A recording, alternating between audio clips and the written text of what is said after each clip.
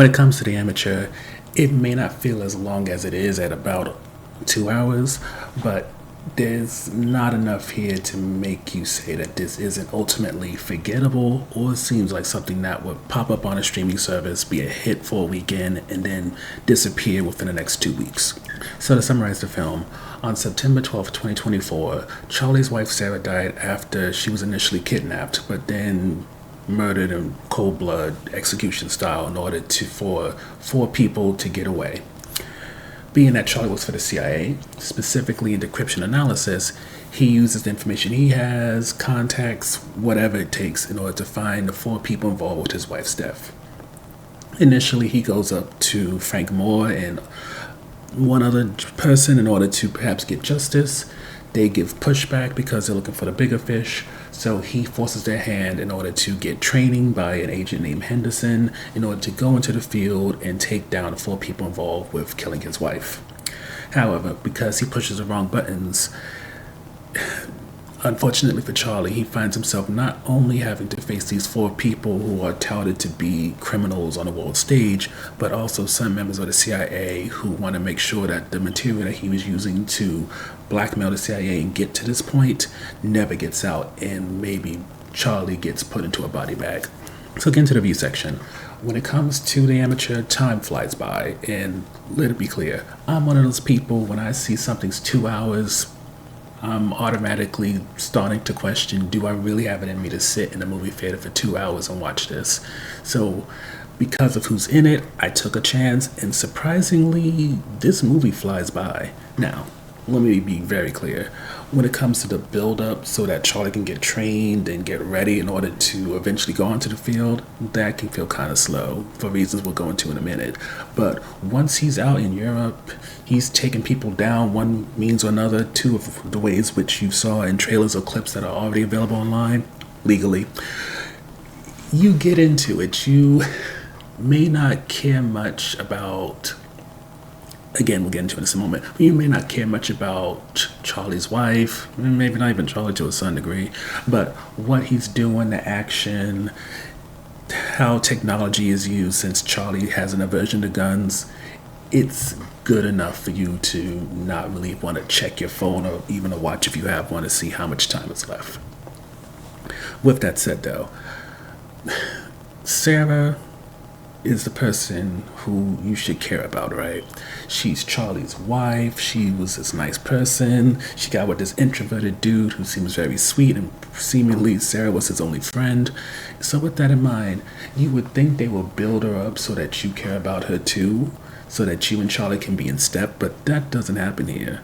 Pretty much, Sarah's a catalyst for everything that goes on, and while we do see a few flashbacks, and it's clear from Charlie's grief that she still kind of haunts him, she doesn't say or do anything that makes you have any type of feelings toward her. In many ways, the oomph that Sarah has is the same as one of the people who get killed in a horror movie. She's just a body who is no longer living that happens to be some type of trigger for the hero's journey. With that said, in this movie, and this is an on-the-fence topic, it's hard to say whether or not the villains, who seem very much human, if that's a good thing or a bad thing.